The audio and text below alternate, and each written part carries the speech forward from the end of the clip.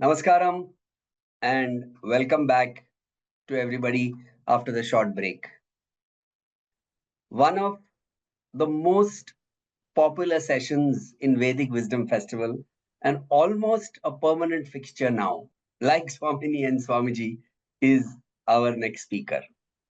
Those who have attended Vedic Wisdom Festival in any of the 6 years or some of the 6 years that we have conducted them would definitely have heard Dr. speaking.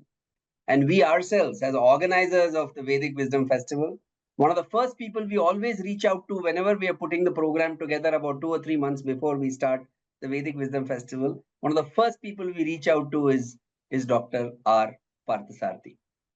Let me tell you a little bit about Dr.R.Parthasarathy for those who don't know him. Again, I have the pleasure of introducing Dr. Parthasarathy, I think, if I'm not mistaken, for the fourth time in the Vedic Wisdom Festival. And every time I read his bio, it doesn't stop from surprising me completely. He is a practicing Ayurveda Vaidya. He is also director and chief medical officer of the SDJ Ayurvedalaya in Anaikatti in Coimbatore.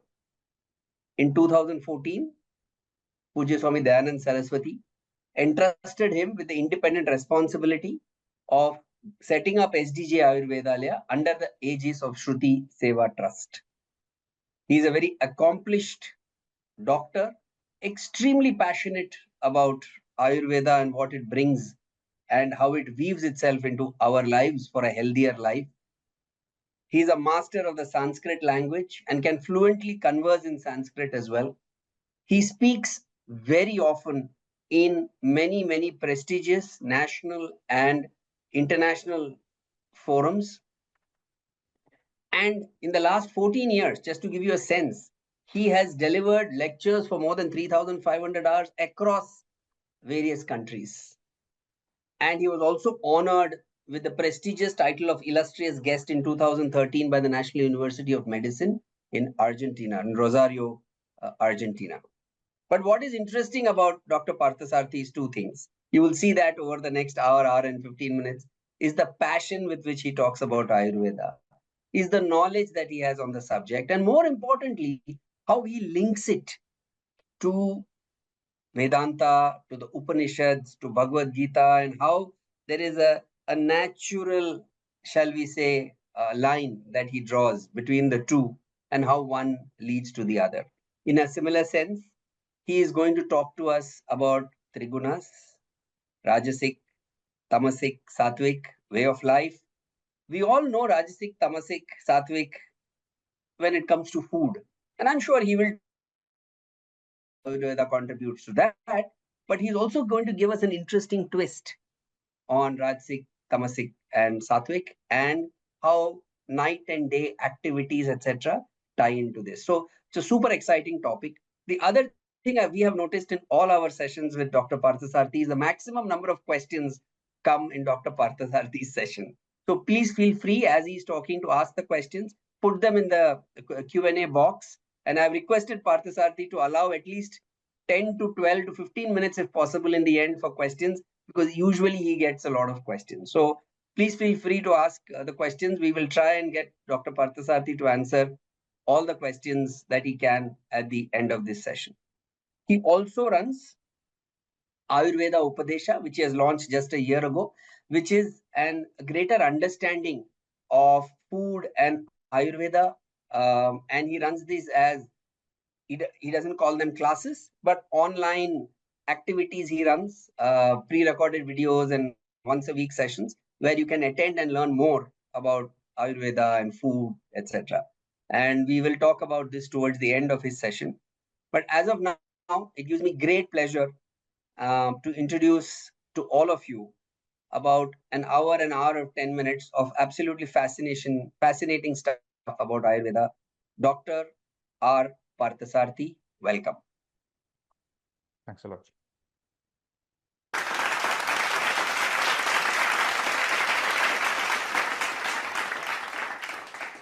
Guru Ganesha Abhyam Namaha. Pranams Swamiji, Swami Amma, and everyone. Well, it's always an honor to present in this August forum. And I think it is always, as an add-on thing, it's an honor to get introduced by Sureshji. I'm awestruck how he runs this. In fact, one can even attend these sessions just to hear how he compares this whole event. It's so wonderful. Thank you so much.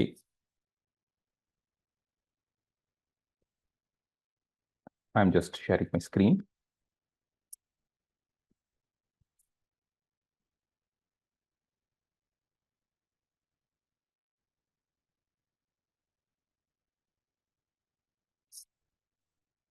I hope my screen is visible. Yes, it is visible. Yes.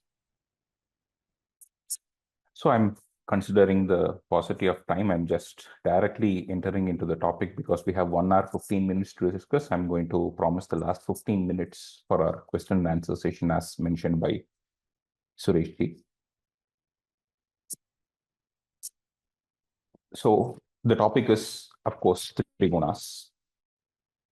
But before going into the topic proper, it's good that we understand the backdrop. I'm sure all of you know about the backdrop of this whole Bhagavad Gita or the backdrop of this discussion. But particularly, I want to pull that or rope that into a topic. It is very clear that the whole discussion of this Trigunas or the dialogues that Lord Krishna and Arjuna had happened in the war field. It's very evident. And seeing the nature of the discussion and the topic that is covered, it is so intriguing that they are not discussing this having a cup of coffee, actually. It is the war field. They are discussing this in a war field. So that gives us a lot of insights that this topic, Sattva, Rajas, Tamas, or the influence of Sattva, Rajas, Tamas in food, what does the Sattvic food do, etc., how beneficial it is. All this is discussed in a war field. So starting from the beginning of Bhagavad Gita, all of you must be knowing, Vepatuscha Sharire me, Gandivam Shramsate Hastat, Brahmativa me Manaha, that is Twakcha Paridahyate. Lord Arjuna is completely confused. He's in a completely confused state where he's struggling to fight, to start the war, and Krishna starts to kind of educate him on all lines or to improvise him on multiple aspects, etc. It's not just the war. It's not just about winning the war, as you all must be knowing. It's a multi-dimensional process, a handheld process that Krishna does in this whole of Bhagavad Gita. It is not just war, it is about the physical enlightenment or the physical improvements or the psychological benefits. The spiritual aspects are also touched. So in this context, when we see the discussion about Sattva, Rajas, Tamas and the Sattva, Rajas, Tamas aspects of the food, what we can very clearly understand is that this Sattva, Rajas, Tamas concepts in our health, or the Sattva, Rajas, Tamas concepts of food, is not just about food.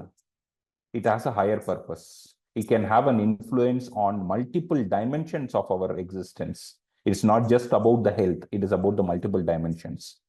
But let us focus on the health dimension aspect. Even when we talk about health, it is not about the physical health. It is about the mental health also. It is about the mental health, physical health, and also we can even call about the spiritual angle of health.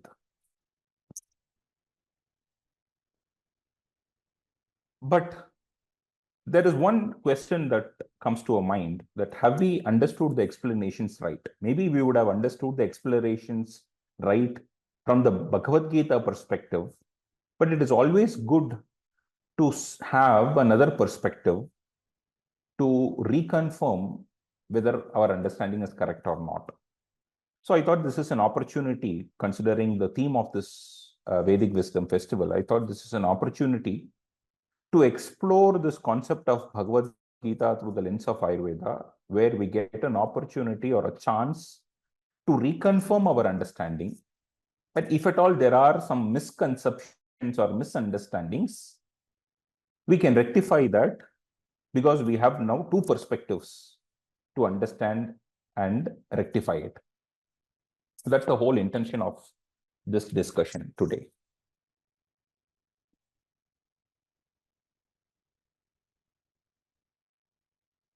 Of course, Sattva, Rajas, and Tamas. Discussing about this can be a session by itself. I don't want to go deep into it, but just to set the stage right. We all know what Sattva Rajas is because this is a forum where people who are into Vedanta and people who are in this, people have good understanding on these aspects. But just to set the stage, Sattva is Laghu Prakashaha, which is a factor that can create lightness, clarity, purity, etc. It is about clarity and lightness, Prakasha and Lakuta, the lightness. Sattva can promote knowledge and harmony. It can lead to spiritual growth and peace. I just don't want to restrict to this. This is my humble effort to bring the concept of Sattva, Rajas, Tamas within one sentence or within one paragraph. So I'm not going detailed into this. I'm just reading it off. Rajas, it is pravrittihi, rajo pravrittihi, and also with an aspect of chalam. So this pravritti and chala is responsible for activity, passion, and it can even cause restlessness. The activity, when it goes, it crosses boundaries, it is restlessness. This Rajas is the driving factor behind desire, attachment, and action. And this Rajas can also cause agitation and movement. Tamo Guru Avaranaha. Tamas is Guru, the aspect of heaviness. Avarana, it's the covering, enveloping, which can create darkness and it can cause inertia. This Tamas leads to ignorance, laziness, and confusion. It can even cause obstruction and stagnation. So at the outset, hearing these few words that I have attributed to Sattva, Rajas, and Tamas, one gets an understanding that Sattva is good, Rajas and Tamas are bad. I'm sure all of us, or at least most of us, would have had this kind of a perception that Sattva is good and Rajas, Tamas is bad, and we should have only Sattva, and we should somehow discard this Rajas and Tamas, is the viewpoint that most people can have. But the interesting fact is that this three gunas, that is Sattva, Rajas, and Tamas, it is not just about Sattva, it is about Sattva, Rajas, and Tamas. We have all the three gunas. Is Sattva so good that we should focus only on Sattva? The answer is no. Even in Bhagavad Gita, there are multiple aspects. I think it is in chapter 14. There are multiple shlokas that makes us understand that, or it reinforces the idea that we are not here to improve our Sattva. Rather, we are here to attempt or see how we can become a guna atita. Guna atita, how can we transcend from these gunas? There are so many explanations Lord Krishna gives about transcending from these gunas and hence achieving a higher plane of existence. So even Bhagavad Gita is not focusing on improving Sattva. Bhagavad Gita is focusing on transcending from the three gunas. When we try to connect the Sattva, Rajas, and Tamas with nature, we understand that nature also reinforces that we are not just focusing on Sattva, we are focusing on Rajas and Tamas. Rajas and Tamas are also good. So we cannot survive without an Rajas and Tamas. But the Rajas and Tamas should be in an appropriate nature. How do we connect this understanding with nature? A simple way, a logical way that I take to connect the concept of sattva, rajas, tamas with nature is the loka purusha samanyata. That is, we are nothing but a small aspect of the whole universe. Loka and purusha are one and the same. The universe and me are one and the same. We are a small bindu of the whole universe, not even a bindu, a micro bindu of the whole universe.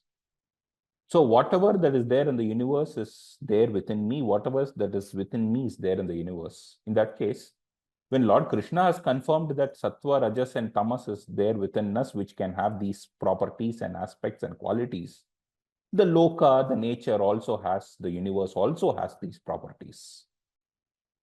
So how do we understand these properties? It is not a rocket science. It is such simple to understand these properties of sattva, rajas, tamas. All that you need to know is sun and moon. If you know what a sun is, if you know what a moon is, you can understand the concept of sattva, rajas, tamas in nature. Is it not very simple? Just to know about sun and moon and understand about the whole aspects of rajas and tamas and even sattva. So we can understand day as the concept of sun and night as a concept of moon, which is straightforward. We can visualize that the sun can create or can influence properties like tikshna, sharpness, ushna, heat, and ruksha, dryness.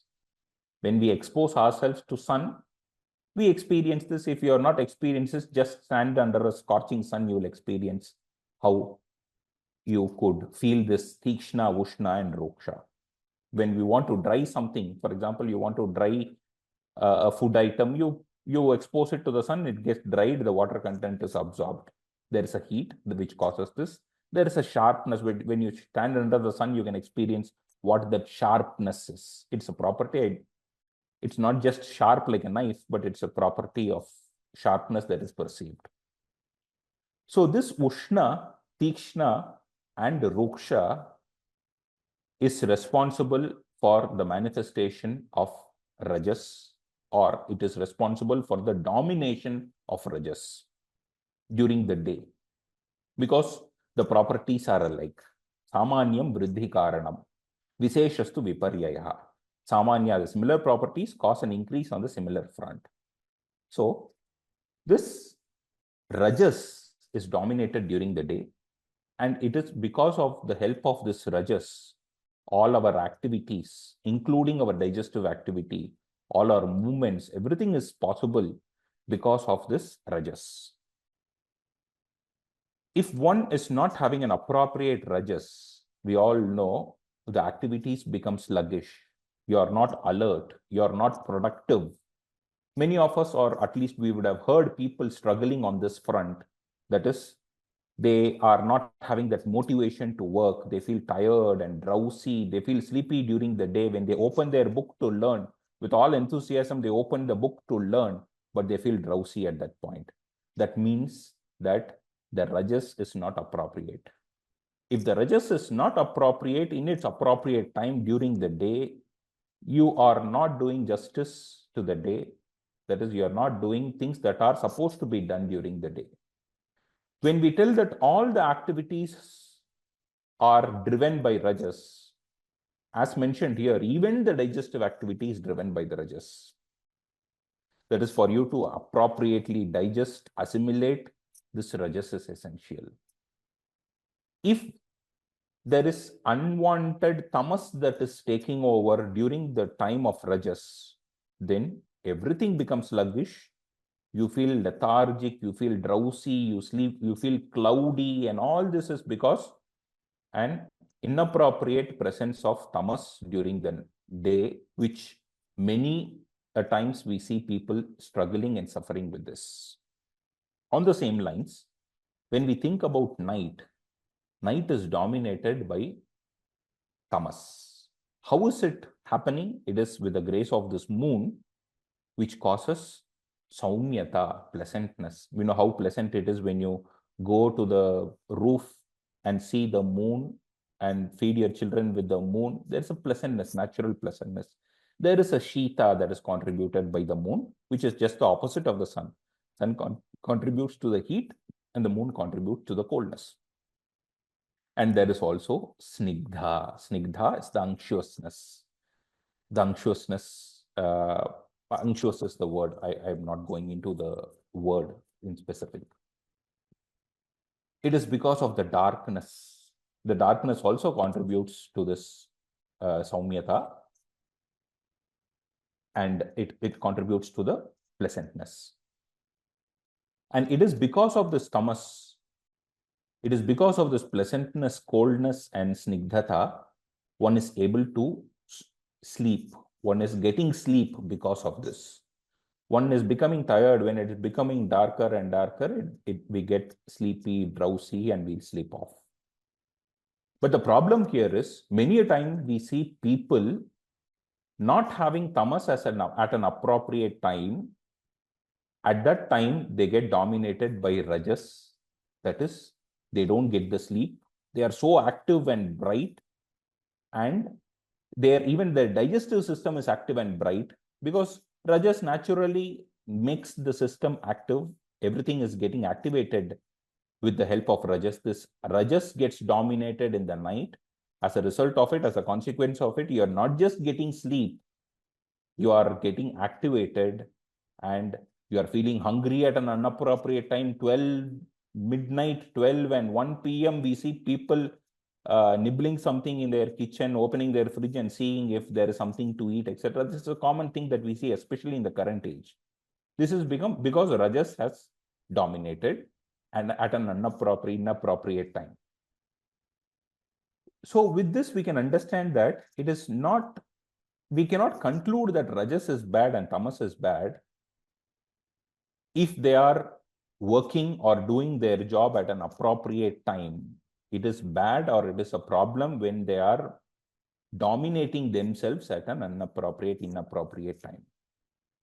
Unfortunately, people are disturbed by rajas during the night and disturbed by tamas during the day because they are not in tune with the principles of nature.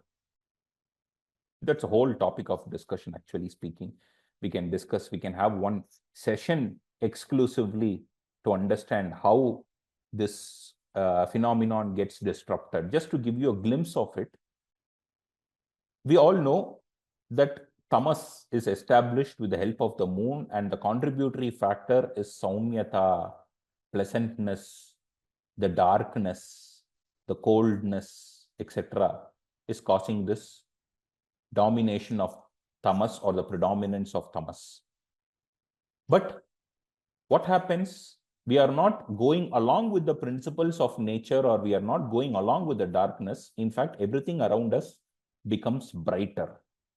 Everything around us becomes brighter in the sense our lights, our screens in front of us, the activity that we do, because we finish our work and we are tired, we want relaxation. People are sitting in front of the TV, sitting in front of the internet, getting all things activated, all bright activities, bright screens. All this is creating a predominance of rajas. With the brightness, the tamas is lost. The establishment of tamas is delayed, or it is disrupted because of this brightness, bright activities, bright thoughts, bright screens. All this disrupts, not only disrupts tamas, but it also activates rajas. And hence, you are hungry, you are active, your digestion is working well, you are hungry within 3 or 4 hours of having your dinner, which should be the case during the lunch. You should be having your lunch within 3 or 4 hours. Naturally, you will be hungry. You're waiting, when is my coffee served? When is my tea served? After having a heavy lunch. But after dinner, one has a dinner, and after 3 or 4 hours, one should not be hungry. In fact, if you are healthy, you wake up in the morning, the moment you wake up, you should not be hungry. Maybe you can have mild hunger. This is the principle of nature. Because tamas slows down everything. It makes everything sluggish, including your digestive process, that you are not completely hungry when you wake up. You get hunger little while after you wake up. But you're hungry 3 hours, 4 hours after your dinner, that too after a heavy dinner. That means something is seriously wrong, because we are not in tune with the principles of nature. So this can, as I told you, this can be a topic of discussion by itself. We can discuss hours on this topic. However, you are now inquisitive. We are talking about Rajas, you are talking about Tamas. What is Sattva? Where is Sattva here? What is Sattva doing here in the principles of nature? What is the role of Sattva? Sattva is an aspect or the factor that is responsible for this dramatic change. We can call it as a day-night change. We use it as a metaphor, day-night change. When there is a huge variation, we call it as a day-night change. There is a real day-night change happening.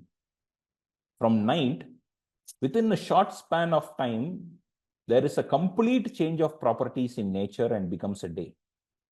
Similarly, the day transforms into night. Within a short span of time, there is a complete transformation in properties. How is this ever possible? It is with Sattva, the transformation of property is possible, and that Sandhya, the period of transformation is Sandhya.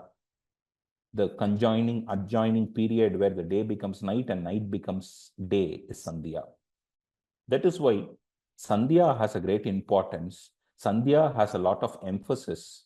We do Sandhya Vandanam because it is a Sattva dominant period. If you remember, as kids, our parents would have been particular that Velakku Vekkira time, this is a time to light the lamp, this is a Sandhya time. Come, sit in front of the puja room, sit in the puja room, do the chantings, prayers, etc. What does Ayurveda say? They say there, Sandhyasu Abhyavahara Stri Swapna Adhyayana Chintanam. Don't do in Sandhya. What are the things that you should not do in Sandhya? Abhyavahara, eat. Do not eat in Sandhya. Stri, no sexual activity in Sandhya. Abhyavahara Stri Swapna, do not sleep in Sandhya. You should be awake. Adhyayana, interesting. You don't read in Sandhya. You don't learn in Sandhya. You don't read in Sandhya. You don't enhance your knowledge in Sandhya. Rather, Chintanam, also Chintanam, thinking about all this should not be done here. Rather, it can be done in Brahma Muhurta, which is before Sandhya, which is a much more Sattva dominant period, actually speaking. Brahma Muhurta is the most Sattva dominant period of the day-night cycle. So I should not sleep, I should not eat, I should not learn, I should not think, I should not do anything. So what else should I do? This is a time for us to connect ourselves with the principles of nature or connect ourselves with the Almighty or do prayers, Vandanam, do whatever that is possible in terms of making yourself spiritually grounded or making yourself grounded to the principles of nature. So that gives us a clue that Sattva is an aspect that can do the transformation.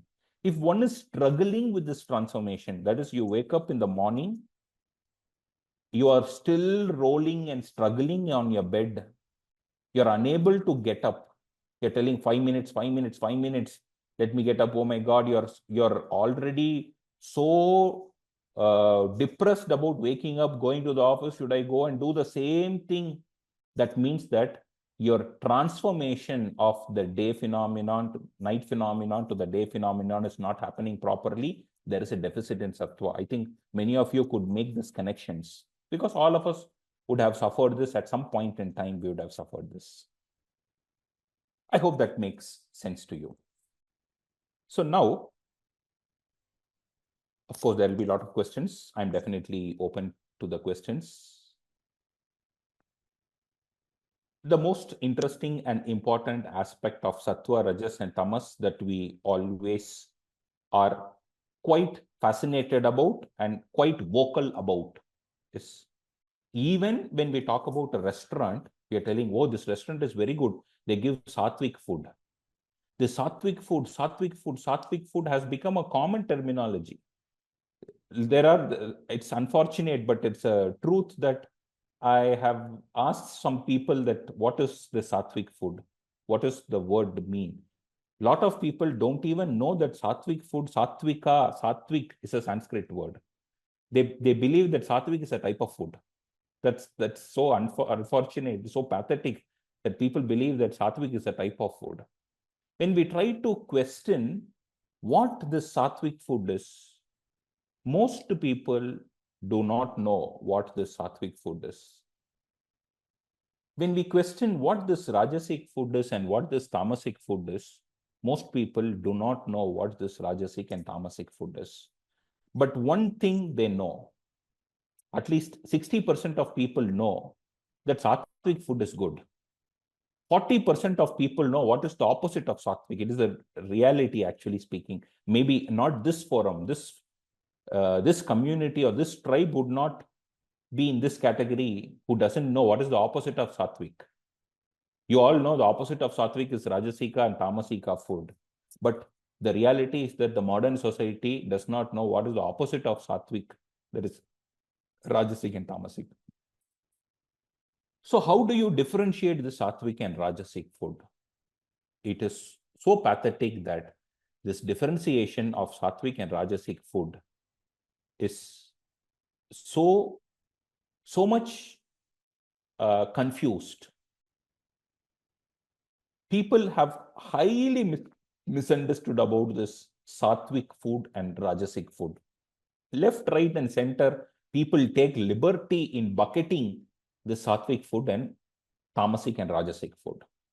If I ask you a question, oil, if oil is sattvic or rajasic, if you consider oil is good, you will bucket it in sattvic food. If you consider oil or ghee is bad, you will put it in tamasic and rajasic food.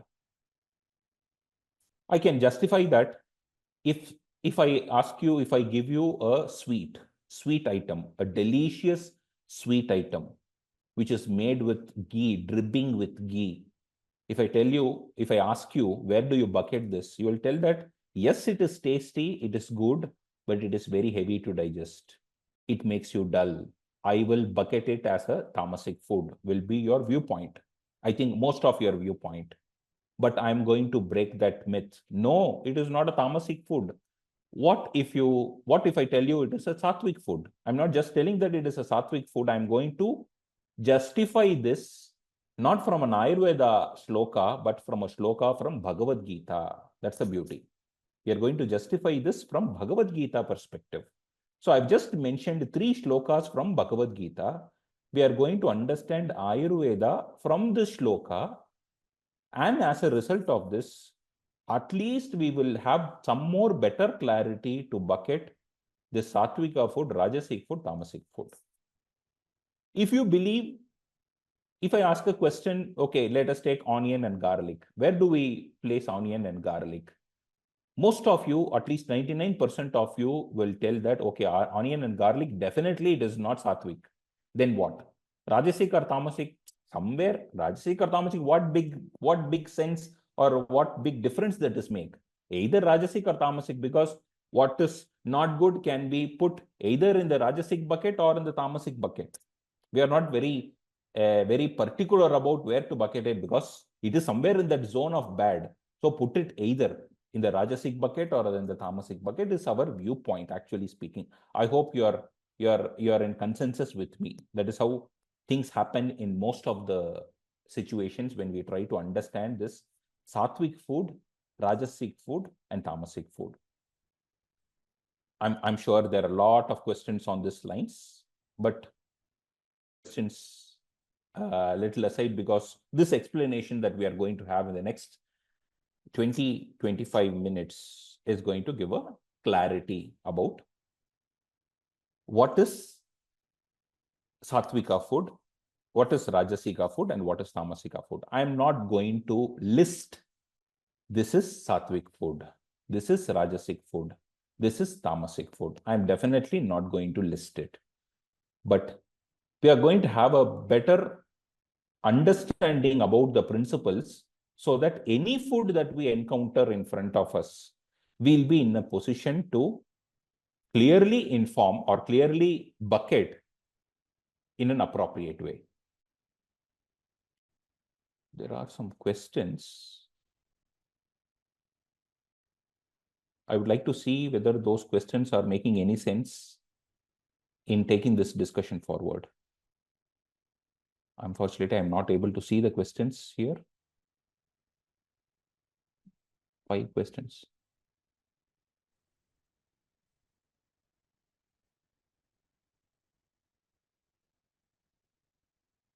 Doctor, you want me to read out some of the questions if you can't see them? Yes, Ji. If at all, if it is making any difference in the way I take this forward, can you please read out the Okay, questions? just about day and night. Okay.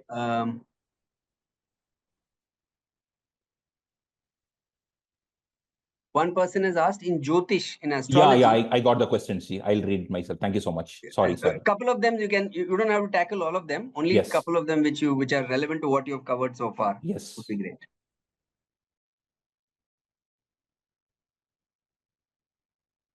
So that's a good question. What are the practical ways to stay in Rajas in the morning and Tamas at night? I'll try to touch that.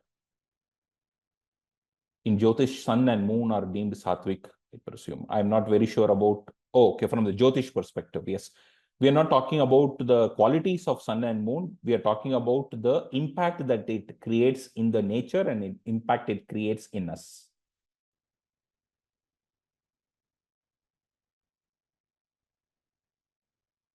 Okay. So it's a different perspective. As I told you, a same topic can have different perspectives, can have different viewpoints. We are seeing it from another, we are seeing the same subject matter from a different side. So we might see it differently, but end we are going to reach the same point. So that's not going to have any confusion in our conclusion.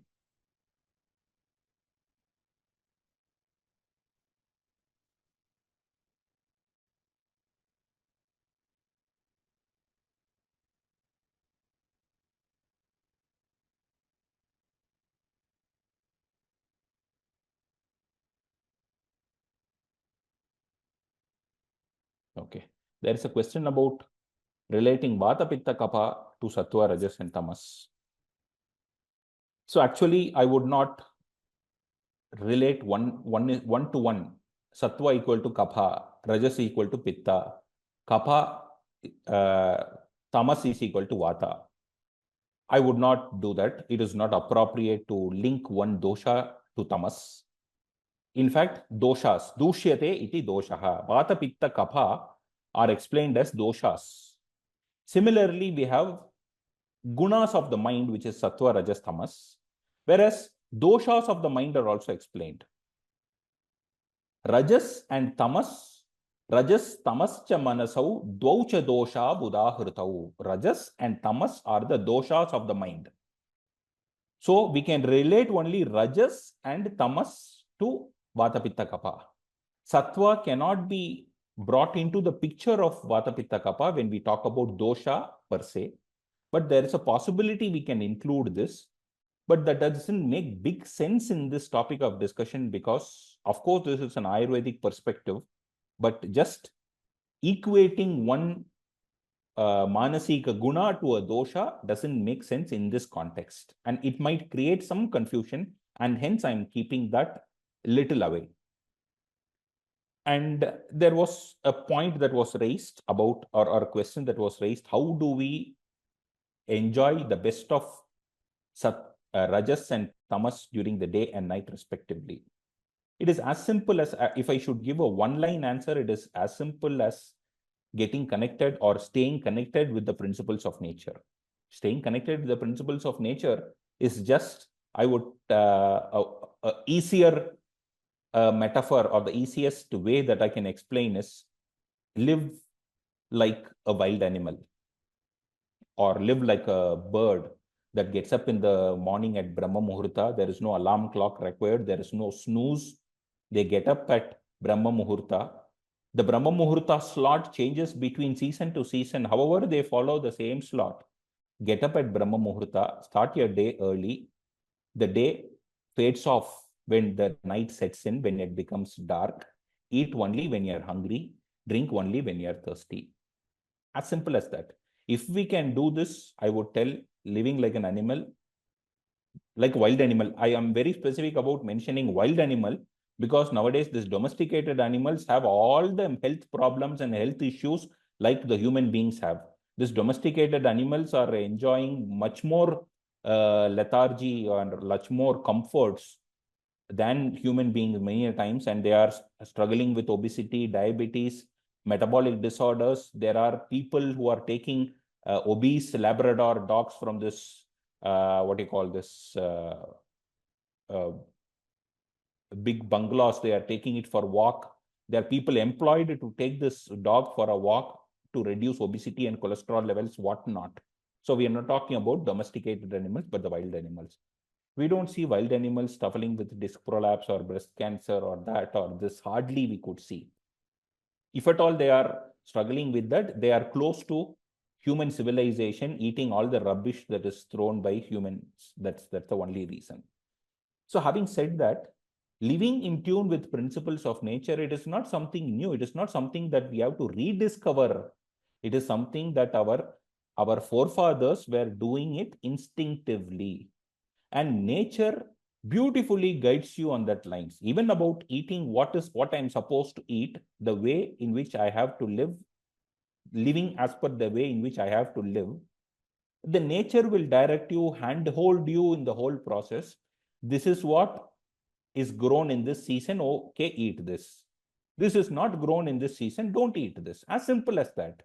There is no cold storage. There is no, what you call this, globalization. There is no point for our ancestors to have a mango in winter season, but we can have a mango in winter season because all cold storage and all that whatnot. Globalization is a curse in many ways. It is extraordinary in some aspects. It's also a curse in many ways, especially when it comes to health. So we are on this lines. It is the summer season where nature produces fruits. If at all, if nature produces fruits in a different season, it will be very specific, particular. You can have that particular fruit. But what are we doing currently? Fruits are good. One has to eat fruits always, regularly. Every day there should be, I heard one patient telling that every day one should eat 5 fruits and 5 vegetables. 5 fruits every day. Will nature give you 5 fruits every day, 5 varieties of fruits every day in all seasons? No. Sitting in a cold weather where not even potato is growing under the ground, such cold weather, people are importing fruits from a foreign country and taking fruits because fruits are nutritious, fruits are rich of fiber, etc.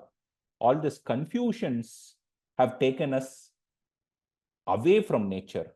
Our forefathers were so fortunate enough that they lived in tune with nature.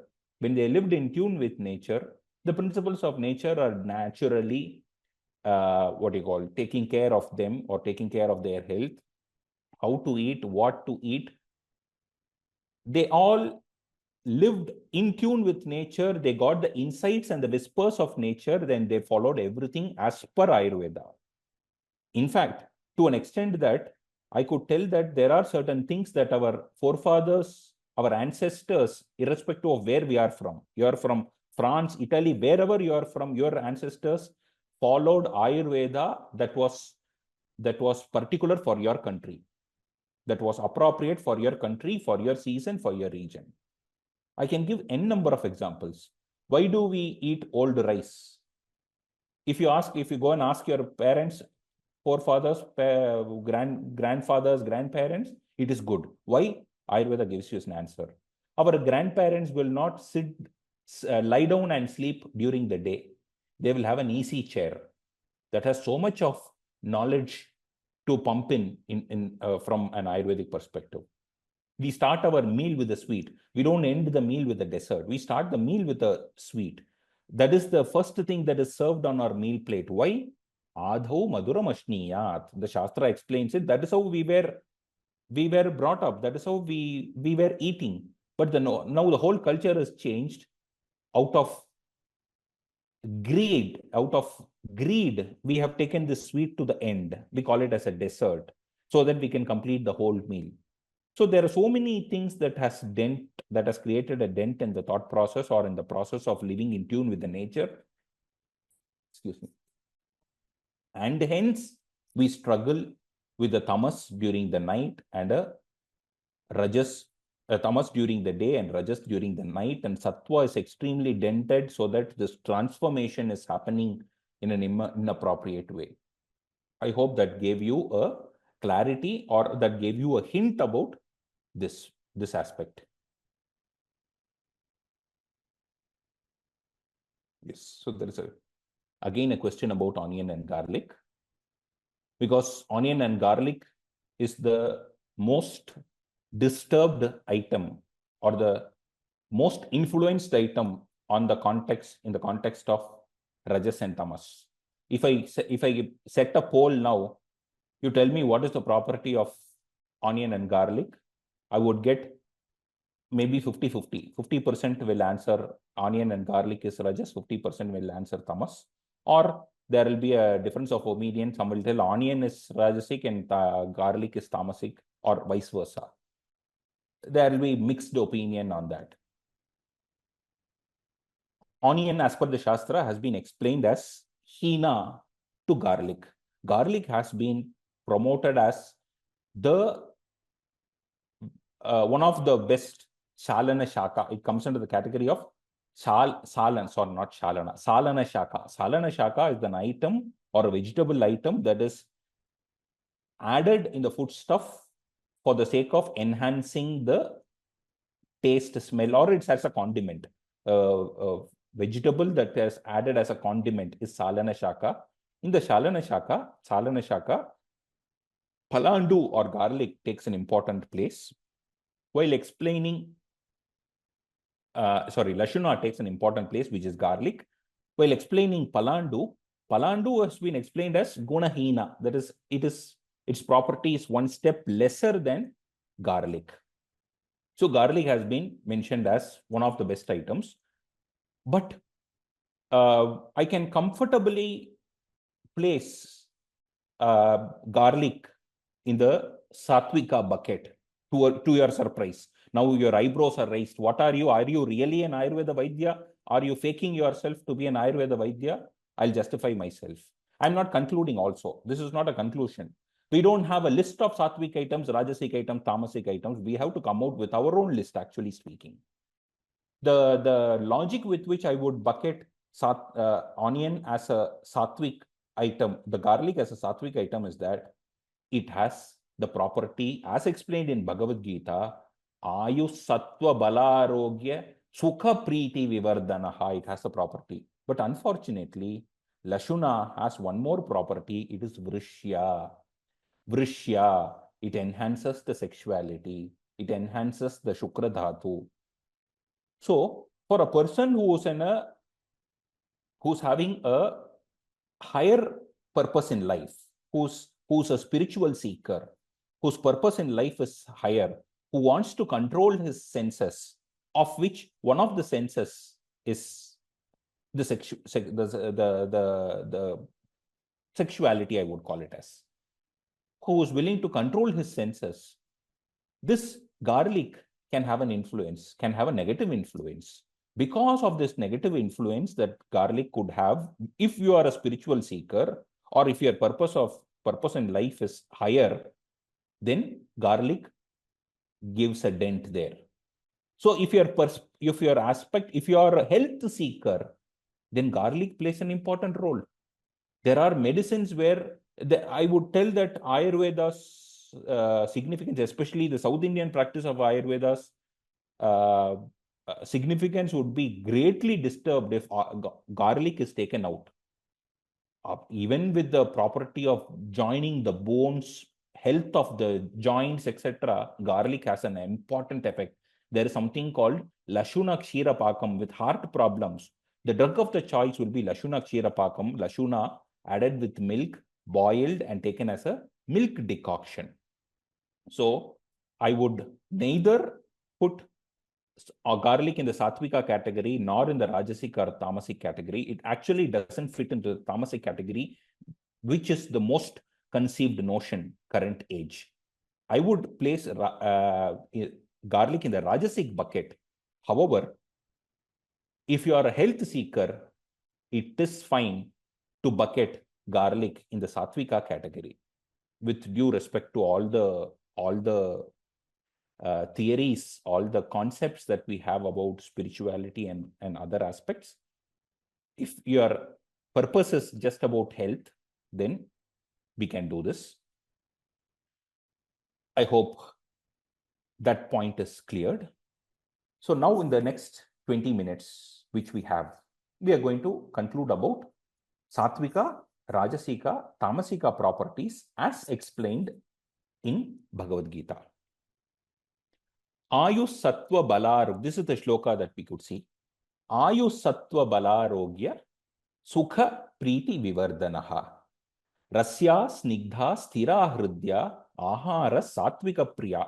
They're not talking about this is going to increase sattva.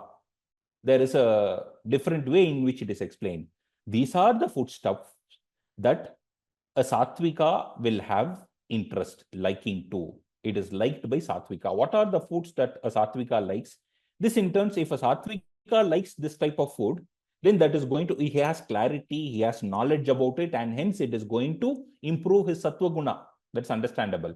If a rajasasya ishta, if a rajasa is having an ishta about this type of food, then that is going to fuel his rajasika guna. Because as we have discussed before, samanyastu vriddhi karanam, visheshastu viparyayaha. Samanya will cause vriddhi, increase. So tamasa priya, a tamasika person, if he likes this and if he takes this, it is going to naturally increase his tamasika guna. So ayuhu sattva bala arogya sukha priti vivardanaha. So the food that does ayu vivardhana, that enhances your ayuhu. The food that does sattva vivardhana, that enhances your sattva. The food that enhances your bala, the strength. The food that enhances your arogya. The food that enhances your sukha. The food that enhances your priti is a sattva food.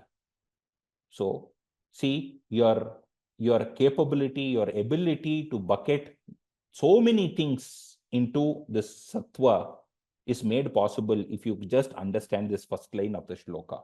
Any food that is going to improve my bala, that is going to improve my sukha, that is going to improve my priti. Sukha, I hope you understand what the sukha is. Priti, the satisfaction aspect. Sattva is a synonym of the manas also. The manas that which nourishes your manas is also sattva. So again, going back to the backdrop, when Lord Krishna is speaking about sattvika food, rajasika food, and tamasika food in the context of war or in the context of empowering Arjuna, not just on the physical dimension, but on every aspect of the dimension for a higher purpose, it is very well understandable that the food has a phenomenal influence on us. It is not just on our health. It has a phenomenal influence on us as a person. So by engaging in sattvika food, your health alone is not improved. You are improved, or you are enhanced as a person in total. So rasya snigdha sthira hridya ahara sattvika priya. Rasya, the food that has the rasa. We can give multiple dimensions to it. Rasa, which is so satisfying, which has the juicy effect, fresh and juicy effect, or which is tasty, can also be considered as rasya. Snigdha, to your surprise, snigdha. Snigdha is a substance which, sneha is a substance which creates snigdha. What are the snehas? Sarpi, taila, vasa, majja. Sarpi, ghee, taila, oils, the various types of oils that we use. Vasa and majja are the non-vegetarian sources of sneha. The sneha, the unctuous, the oily substances from the meat, from the bone marrow, etc. So there are two vegetarian substances, two non-vegetarian substances. You have heard it right. Yes, Ayurveda talks about non-vegetarian food too. Ayurveda is not restricted to vegetarianism, though it is not promoting non-vegetarianism. Every property is enumerated. It is our choice to be a vegetarian or a non-vegetarian, but every property is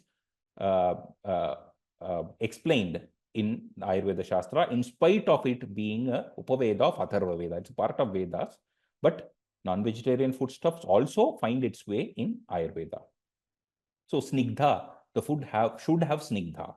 On this line, I would like to tell you that our great grandfathers, our ancestors, never excluded sneha substances like oil, ghee, etc. in their food. But there was an age where we were so afraid about oil and ghee. We are into zero fat diet, zero oil diet, zero, literally zero. But now the trend is changing. All the time we are on the extremes. Either we are on the zero fat diet, zero oil diet, or we will take oil or ghee as though there is no tomorrow. Now this is a trend. Take ghee in coffee, coconut oil in coffee, one shot ghee shot in the morning, coconut oil shot in the morning. The same food that you told it is problematic, which is going to cause cholesterol, heart problems, etc. 15 years ago, now people take shots of it in the morning. That is how the trend is. Either you criticize it, demonize it, or you take it like there is no tomorrow. We overindulge on it, and then after that you criticize it. So all the diet practices in the current age, it has its life of 10 years. Usually 10 years is the maximum life of one fad or a fancy diet practice. You all would be remembering our dietitians, our cardiologists, sometimes our cardiologists also, diabeticians would have suggested us 15, not 15, some 10 years ago, not even 10 years ago, 7 years ago, before the autophagia, before the concept of autophagia came into picture, the best dieting practices was to eat 6 times a day, small and frequent meals. 6 times, 7 times a day, possible, eat. Small meal, frequent meal. We used to cry, please don't do it. It is against the principles of Ayurveda, against the principle of nature. Don't do it, don't do it. No one used to listen us. But now, intermittent fasting, not even 2 meals a day. If possible, eat 1 meal a day is the current practice. Where are we heading up to? 8 years ago, when we talk about having 7 meals, now talk only 2 meals a day.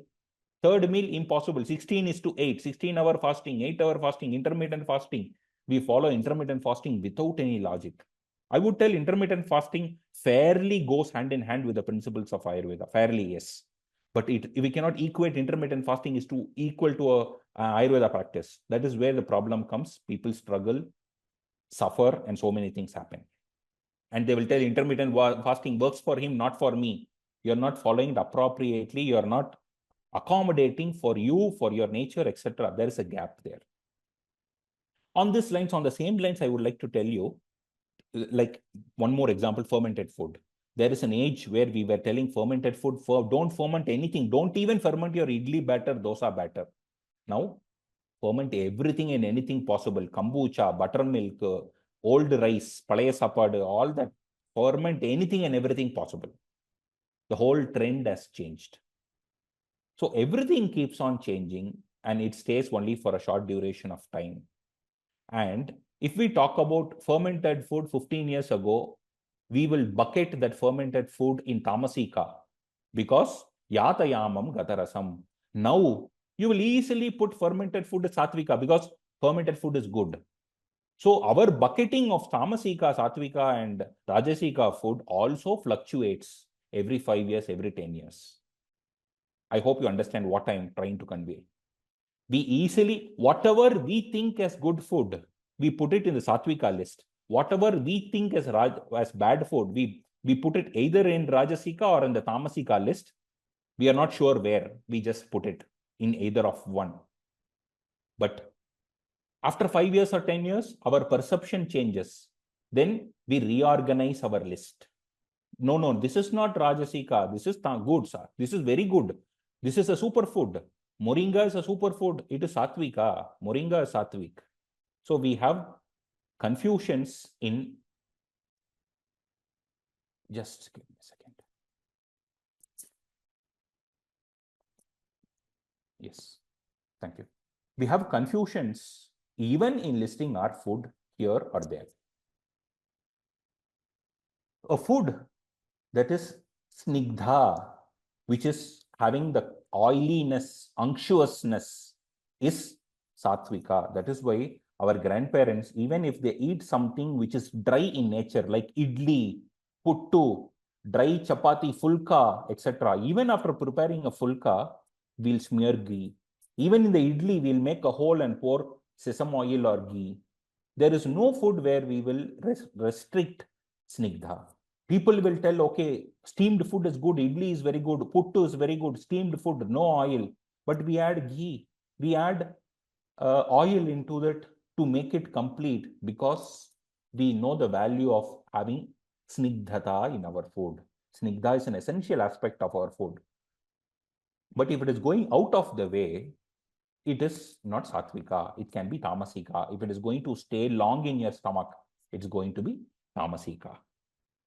Okay, I hope the satvika food as explained in Bhagavad Gita is understandable. Rajasika food. What is Rajasika food? It's beautifully explained. You don't have any confusion in understanding what is Rajasika food as explained in the Gita. Katvamla lavanatyushnam tikshna ruksha vidahinaha katu amla lavana. The food has katu rasa, the pungent rasa, the pungent taste. Amla rasa, the sour taste. Lavana rasa, strong saltiness.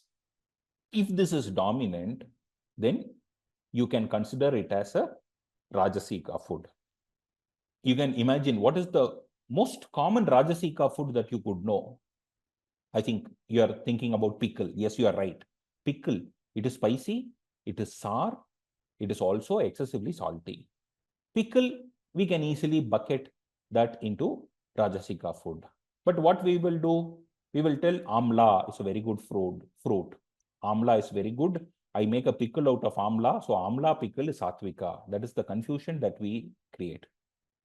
So we have to see the broader picture. We have to see the bird's eye view of the properties. Atyushna, excessively ushna. Hot in potency is also excessively ushna. For example, if I ask you, which is more ushna, hot in potency, pepper or salt? You are giving an answer, pepper. No, salt is excessively ushna than pepper. That is why we are particular about taking salt. We are particular about reducing salt, at least during the Ayurveda treatments. At least if you have blood pressure, because it is excessively ushna, it can increase blood pressure. It is because of the ushna property of lavana. It is we are reducing that in blood pressure also. Tikshna, which has a sharp property. Ushna, Tikshna, Vidahi, etc. are properties of poison, properties of alcohol. To your surprise, just to confuse you, I will tell this is also a property of sesame oil. Sesame oil, yes, it is a property of sesame oil too. I'm not having time to explain you why sesame oil is having the similar property. And is it good or not? Yes, it is good. But there are some nuances into it. Vidahinaha, the food which can cause vidaha, which can cause you some acidic reflux, maybe, or which can cause you burning sensation when you consume or even during the digestive process. If you can think, if you have had any heavy meal, the first part of the digestive process, you will not struggle. But after 2 or 3 hours, you will start to have all the discomfort. That is the Pitta stage of digestion that happens in the second phase, not during the first phase, during the second phase of digestion. People who have crossed 40, you can imagine that I had a wonderful dinner, I went back to bed, but in the middle of the night, around 2 o'clock, 1 o'clock, 12:30, I had so much of reflux, I had to sit up on the bed to burp, drink water, etc. That is vidaha, which happens during the process of the digestion. All the food that has vidaha nature is rajasika. Ahara rajasasya eshta dukkha shoka amaya prada. This rajasika food does not just disturb your health. It has a capability to dent or it can influence or it can cause dukkha, the sorrow, grief, and disease. Going to the tamasika food, yatayamam gatarasam. People loosely translate yatayamam. What is yatayamam? If I ask people, tell old food. What is old food? How do you define old food? What is the definition of old food? Yamam. Then we have to understand what this yamam is. We all know, at least in South India, we have a loose translation loose word that we use called jamam. Nadu jamam. This jamam is a colloquial way of using the word yamam. So what is this yama? Yama is a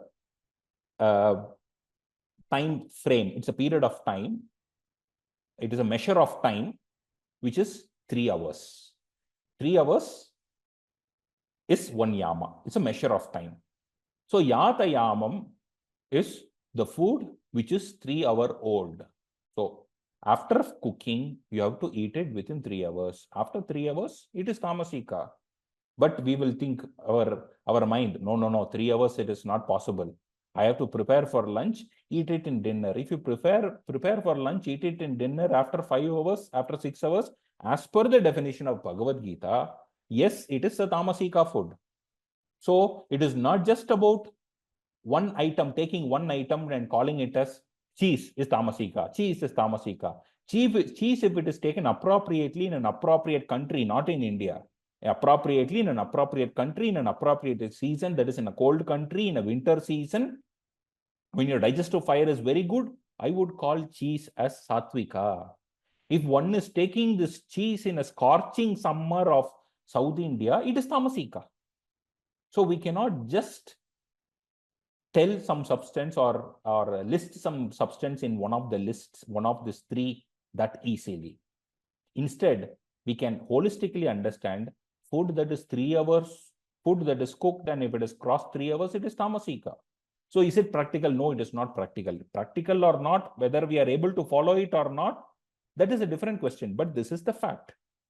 Gatarasam, the food that is prepared, and there is a change of taste.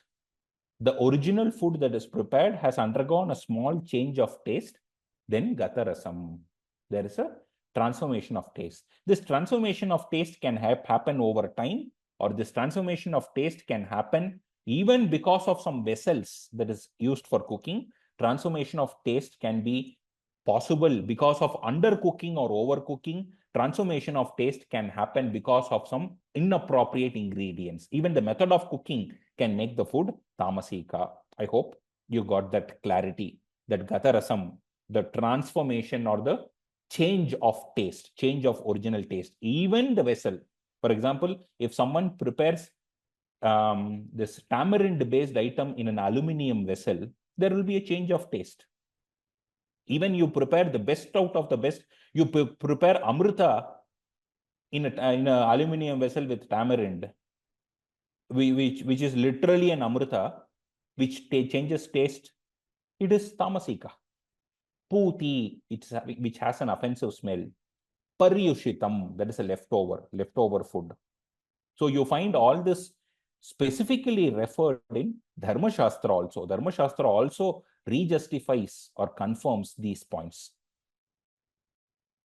Uchishtamapi chamedyam. Sorry, paryushitam. Paryushitam is decomposed. The food that is decomposed or it has started to get spoiled. That is paryushitam. Uchishtam is that which is leftovers. Cha amedhyam, the food that has an ability to confuse, which can have an influence to cause amedhyam, which reduces your medha, which can reduce your medha or intellect or intelligence. I would even have the liberty to put alcohol, though alcohol has the rajasika guna. Alcohol can also have tamasika guna because it disturbs or it destructs or destroys your medha, at least temporarily. Uchishtamapi chamedhyam. The food that is not going to nourish your medha or intellect is also tamasika. It is tamasa priya. So the conclusion on the context of food that I would give, I think I'm on time. I have 15 minutes to answer your questions.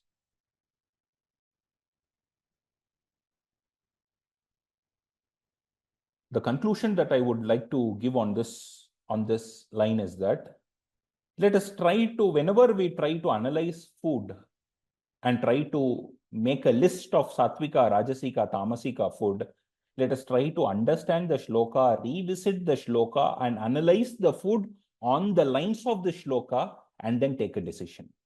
Let us not instinctively put things in this list or in that list, and let us not get deceived by the current world's or the current age trend. The current age trend, having rice is tamasika. You should not take rice. You should take only 1 spoon of rice, 1 small bowl of rice, and a big cup of vegetable. Because rice is tamasika nowadays. Yes, I have heard people telling rice is tamasika.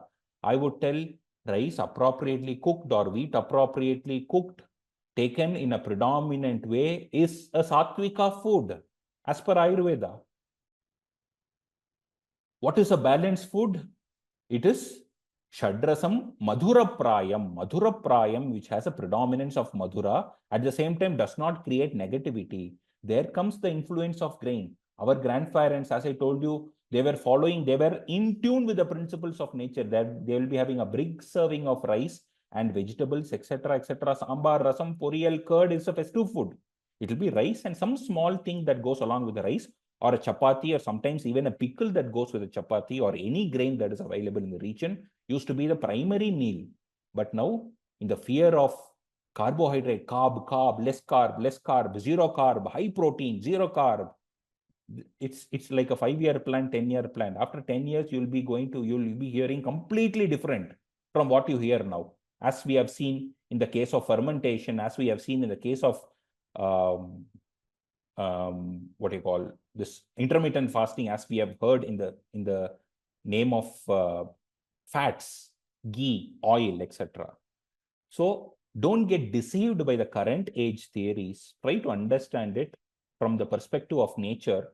We have lost the connect with the nature, so we don't have the ability to get the whispers of nature because we are not anymore connected with the nature. One, get connected with the whispers of nature, or get connected with the nature, enjoy the whispers of nature, or follow your ancestors. Don't, not just blindly, but logically, not with the current logic, modern logic, but real logic. Follow the advice of the ancestors, the way they lived. If this is not working out, take help of Ayurveda. Ayurveda will put you on track, because Ayurveda is nothing but what our ancestors did. What the principle of nature is, what our ancestors did is documented as Ayurveda, which is making great sense. But if Ayurveda is diluted along the lines of modern world, if someone in Ayurveda is going to tell you take a zero carb diet, high protein diet, then Ayurveda is lost there. We have everything. There is always a mix of everything available to us. It's about how we make use of it.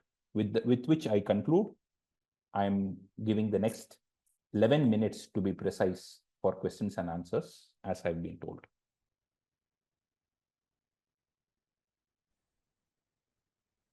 Thank you, Dr. Parthasarathy. Thank you, Jay.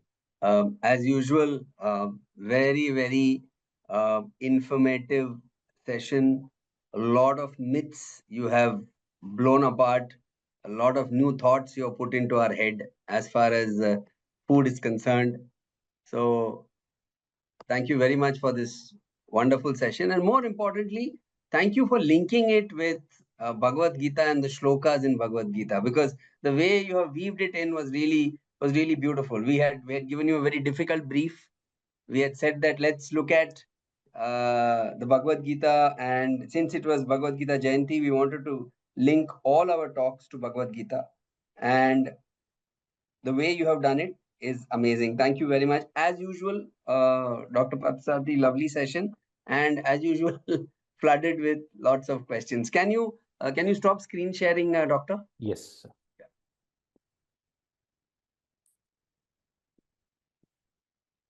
So one of the questions is, what is your point of view on tea, coffee, and where would you place it? Is one of the questions being asked.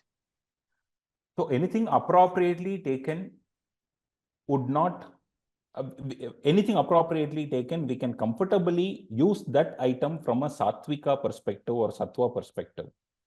On a practical front, taking tea or coffee at an empty stomach immediately after waking up we cannot consider that as a sattvika practice.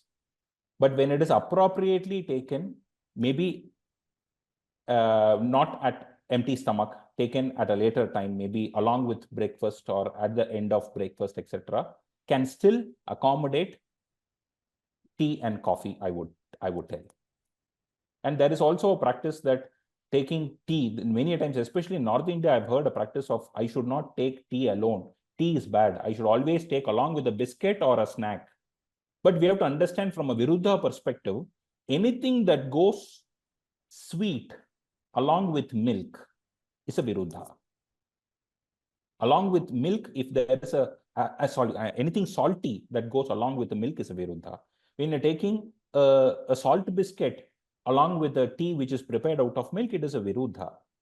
So we have to take those things in our mind. We have one more question on what are the ideal timings if you're having 2 meals a day or let's say 3 meals a day. What are the, according to Ayurveda, according to you, according to the human body, what are the ideal timings that we should look at if you're, let's having even 2 or 3 meals a day? The ideal timing is about you. It is not about Ayurveda. It's not about anything else. It is about you and the season and the region that you are in or the climatic condition that you are exposed to. For example, in the context of winters, Ayurveda is talking about pratareva bhubukshitaha. One will be hungry very early in the morning because you have spent a long night. Your hunger, your Agni is very strong. You will be hungry very early in the morning, which gives you a provision to take an early breakfast or which gives even a provision to take 3 meals a day. But if you are not in a winter, if you are not in a cold country, then when your hunger establishes, would give a complete picture about it. One more add-on point I would like to convey in this aspect is that when a person is having excessive hunger, that is like ravagingly hungry, waiting for a meal because it is not yet 16 hours in my clock to satisfy my intermittent fasting. If you are going to take food with a ravaging hunger, it is going to create a factor called ama, which is a very big challenge to treat. Ama is the biggest problem in a digestive perspective, in a digestion perspective, health perspective. Ama, it is loosely translated as digestive toxins. I would not call it as digestive toxins, but for the easy understanding, yes, we can consider it as digestive toxins. Ama can be produced when you're taking it with excessive hunger. Ama can be produced even if you are taking it without a hunger. If you are taking brunch, then ideally from the principles of day-night cycle, around 10-ish, 9-ish, 10-ish would be a right time. Before sunset, after sunset would be a right time for the evening dinner. After sunset, it should be immediately after sunset, meaning within 1.5 hours after sunset, it should be finished. At sunset, as I just mentioned, Sandhyasu, Abhyavahara Stri Swapna Adhyayana Chintanam. Abhyavahara, eating is contraindicated. You spoke about no carb, high protein, etc., and the new fads of today. We completely agree. We often get confused, keto diet and this diet, and it's very, very confusing out there. But according to Ayurveda, how much protein does a human body need? And what is your opinion on a high protein diet? There is nothing like that. Ayurveda is very, very clear. It is Shadrasam Madhura Prayam. The concept, when someone is talking about breaking your food into protein, carb, fat, nutrient, etc., the confusion starts. That's a point of confusion, I would call. Breaking our food into this protein, carb, fat, etc. Our great-grandparent did not know what protein is. At least in India, our grandparent did not know what protein, carbohydrate, fat is. They had a wonderful balanced meal. Our concept is Shadrasam Madhura Prayam. 6 days with a predominance of sweet taste. That doesn't mean that predominance of sweet doesn't give way for a dessert. How do we balance it is something that we have to understand. One more line I would like to add. Shaka avaranna bhuyishtam tyajet. Shaka avaranna bhuyishtam tyajet. Shaka, predominance of vegetables. Avaranna, pulses. Bhuyishtam, in excessive quantity. Tyajet. All of you are against me, raising your eyebrows. What are you talking? I should not take excessive quantities of vegetables. Vegetable is my primary part of my meal. 3/4 of my plate is covered with vegetable. Yes, you are doing it wrong. And hence, we are heading towards complicated diseases which even doesn't have a name, it is easily put into the category of autoimmune disorders. Most of the autoimmune disorders I would call in the present age, which doesn't have a proper name, growing in the list is continuously growing. I would call there is a hidden digestive problem in the background, which is AMA and such practices. Such practices which doesn't show the problem immediately, that goes as Lina dosha, that gets accumulated over ages, and you will be in ICU. If someone tells you your problem for which you are in ICU is a small digestive problem, small mistake that you have been doing for the last 20 years, no one will agree. We lose connection. The cause and effect connection is lost. But that is a sad truth. So we would not, the moment you categorize you categorize protein, carbohydrate, fat in our food, start to see food as protein, carbohydrate, fat, we are lost. The moment we start dividing the food in that ways, the food is not food anymore. It is some substance. We are seeing food as substance. That priya, that likingness with which we have to eat food is completely gone and lost. Doctor, do you think millets is also a fad? Today, the government is also promoting millets. Yes. People are saying, please eat millets. It's good for you. Foxtail millet, kodo millet, small millet. So what does Ayurveda say on millets? Is it the healthier option? See, the problem, yes, I would call it as a healthier option, but the way it is going forward, I would not call it as a healthier option. As I told you, the current mindset is you find something, you engage in it like mad engagement, that after I started taking millets, I have stopped rice. My dosa is made of millet, my lunch is millet, my dinner is millet. Maybe once in a week, if someone compels, I take rice. This is the problem. Our Shastra is very particular. Anuyayat pratipadam sarva dharmeshu madhyamam. Let there be a moderation. Millet should also be taken in a moderation. Millet has a quality to increase vata dosha because of its ruksha property, ushna property, which should be considered. If one is taking millet for all three meals, you are going to end up with a problem, not immediately, but eventually. So millets are good, provided there is an appropriateness to it. It can be taken. There is also seasonal understanding. Which season, who takes which millets, which region takes which millet. Now we have a list of 6 millets. We have all the 6 millets in our kitchen. Whereas, when did our grandparents eat a bajra roti or a ragi urunde, ragi modde, ragi kali? There is a time. There is a regional influence. There is a seasonal influence. There are such small aspects which made our ancestors to have this. Our ancestors were having millets. It's not that they were ignorant about millets, but they were having some logic behind it. Now, I would call it as most of a marketing logic, because organic stores are flooded with millets and our kitchen shelves are also loaded with millets. May I say one more thing, Doctor? Is that yes, our grandparents or parents before them had a certain lifestyle which was involved a lot of physical activity. Therefore, their consumption of this kind of food was maybe right at that time. Today's generation, unfortunately, physical activity is very limited, and you know that better than anybody else, right? True. Everything is on the phone, everything is on the mobile, everything is virtual, including the Vedic Wisdom Festival. So my point is, so there is no physical exercise. So therefore, what we do is tendency to look out at, okay, how can I control food? I can't increase my physical activity because my lifestyle is sedentary. So then let me control food. And that's how I think these fads and superfoods and stores come in. So wouldn't that necessarily make a difference in the kind of food? We can't keep saying what our grandfather is consuming, we should consume now. I would have a completely opposite view, the 100% opposite view on this, because with good intentions, our grandparents' food was much more simpler. It was much simpler. This idli, dosa, feast, etc. is a festive food. Their plates would never have 7 items.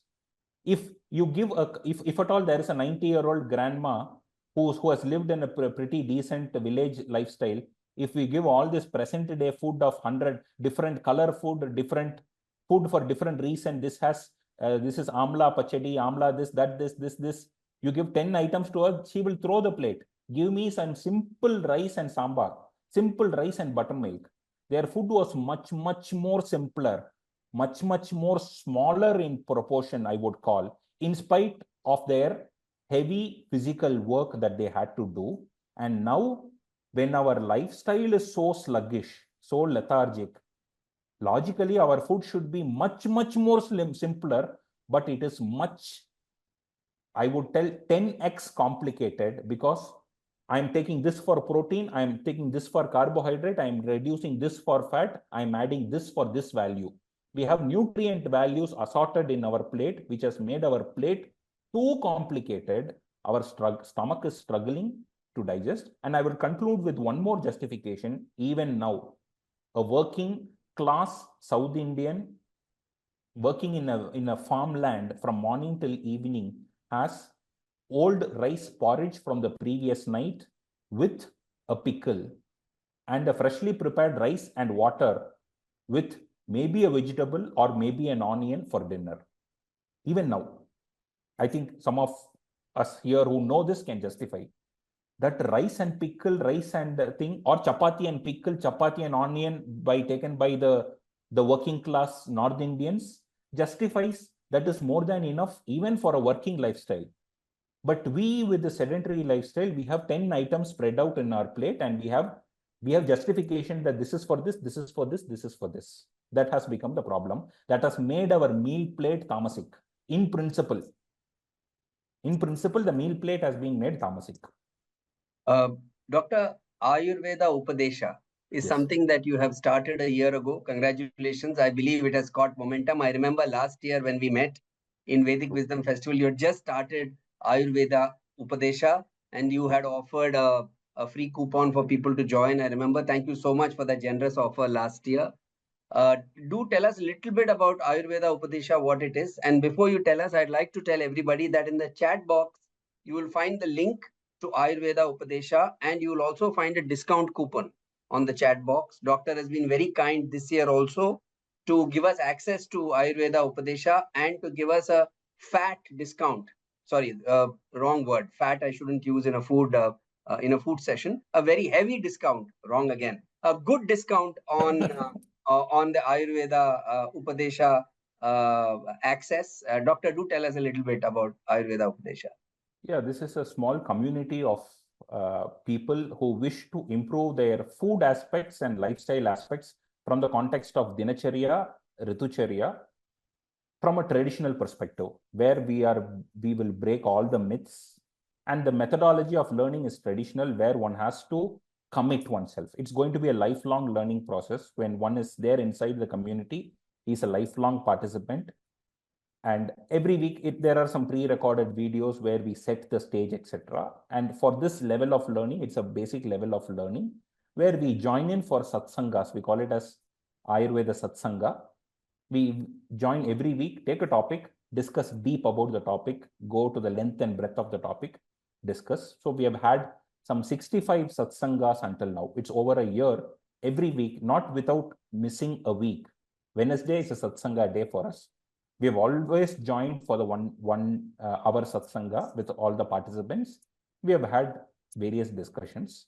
And we have also, in the last few months, we have gone to the next level of going to the advanced level of learning, where the learning goes much more deeper. And the whole thing is, we are maintaining the Shastra way of learning, Shastric way of learning, not getting into the modern methodology of learning. The methodology of learning is the only thing that we are focusing on in a traditional way. So please do, all those interested, Ayurveda Upadesha, the link is there in the chat box, and so is the coupon code. Once you log on, you can use the coupon code for the discount and join this wonderful Shastric way of learning Ayurveda. Swamiji Brahmavidananda Saraswati would like to say a few words. Thanks for being with us, Dr. Parthasarathy. Thank you so much. Couldn't be in more agreement. Some of the things are exactly what I say when in the Gita when I take this session. Wonderful. Thanks for reaffirming and adding more light to this from the position of being an expert in the field. Thank you so much, Swamiji. Especially all those fads that we are going through. Very, very important for the people to understand that. And you can't just keep on classifying the foods as sattvic, rajasic, to see what is appropriate context-wise, climate-wise, everything. Thanks a ton for being with us. It has been a pleasure to have you with us. Thank you. Thank you so much, Swamiji. Ladies and gentlemen, thank you once again, Dr. Parthasarathy, for a wonderful session.